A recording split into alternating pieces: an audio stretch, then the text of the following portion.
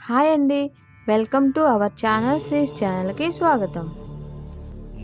స్త్రీలు కార్తీక మాసంలో అత్యంత భక్తి శ్రద్ధలతో జరుపుకునే నోము పోలీస్వర్గం నోము. ప్రాచీన కాలం నుంచి కార్తీక మాసంలో స్త్రీలు అందరినీ ప్రభావితం చేసే నోములలో పోలీస్వర్గం నోము ఒకటి. ఆశ్వీజ అమావాస్య మొదలుకొని కార్తీక అమావాస్య వరకు ప్రాతకాలం లేచి నదీ స్నానం చేసి దీపములు వెలిగించలేని వారు ఈ పోలీస్వర్గం నాడు తెల్లవారుజామునే లేచి నదిలో స్నానమాచరించి అరటి డొప్పల్లో దీపాలు వెలిగించి వదిలిపెట్టిన ఎడల కార్తీక మాసం అంతా తెల్లవారుజామున నదీ స్నానమాచరించిన ఫలితము, దీపము వెలిగించిన ఫలితము కలుగును. పోలమ్మ భక్తికి మెచ్చిన పరమశివుడు ఆమెను పుష్పక విమానంపై స్వర్గమునకు తీసుకువెళ్లే ఉదంతమే పోలీస్వర్గం నోము కథ. ఓ మారుమూల గ్రామానికి చెందిన రజక స్త్రీకి 5 కోడళ్ళు ఉండేవాళ్ళు. ఆ 5 కోడళ్ళలో చివరిది చిన్నది అయిన కోడలే పోలమ్మ. చిన్నప్పటి నుంచి కూడా పోలమ్మకు దైవభక్తి ఎక్కువ. పువ్వులు కోయడం, పూజలు చేయడంతో ఆమెకి కాలం గడిచిపోయేది. పెళ్లి జరిగేంత వరకు దైవంతో ఆమె ఏర్పరచుకున్న అనుబంధానికి ఎలాంటి ఆటంకం కలగలేదు. కానీ పెళ్లి తరువాత ఆమెకి ఆనందానికి గండిపడింది. పూలు కోయడానికి, పూజలు చేయడానికి, అసలు గుడికి వెళ్ళడానికి కూడా వీలు లేకుండా పోయింది. అందుకు కారణం ఆమె అత్త సాధారణంగా ఇంటి కోడలైన దైవభక్తి ఎక్కువగా ఉంటే ఎవరైనా మెచ్చుకుంటారు. కానీ పోలి విషయంలో అది తారుమారైంది. పోలి అత్తకు తాను మహాభక్తురాలనే గర్వం ఎక్కువ. కొంతమంది అమ్మలక్కలు కూడా ఆమెకు వెనక చేరి భజన చేయడం వల్లే ఆమెలో మరింత గర్వం, అహంకారం పెరిగింది.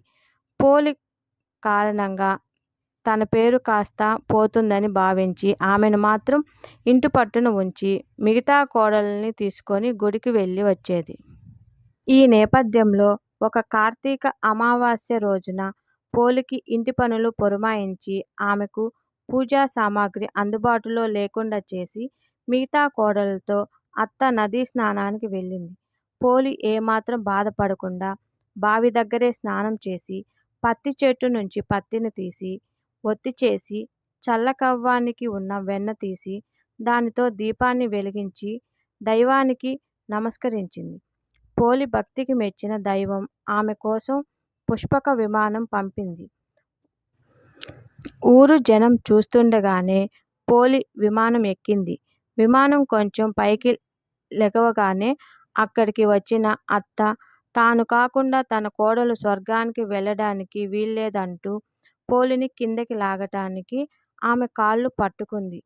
ఆ వెంటనే మిగతా కోడళ్ళు ఒకరి తర్వాత ఒకళ్ళు ఒకరి కాళ్ళు పట్టు విమానం నుంచి కిందకి వేలాడసాగారు.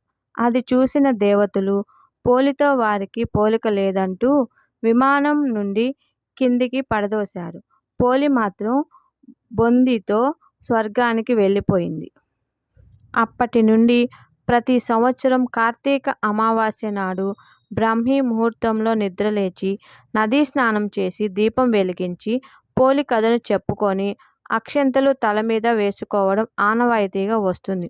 ఒకవేళ నదికి పోలేని వారు తమ ఇంట్లోనే తులసి చెట్టు దగ్గర నక్షత్రాలు ఉన్నప్పుడే ఈ పూజను చేసుకోవాలి.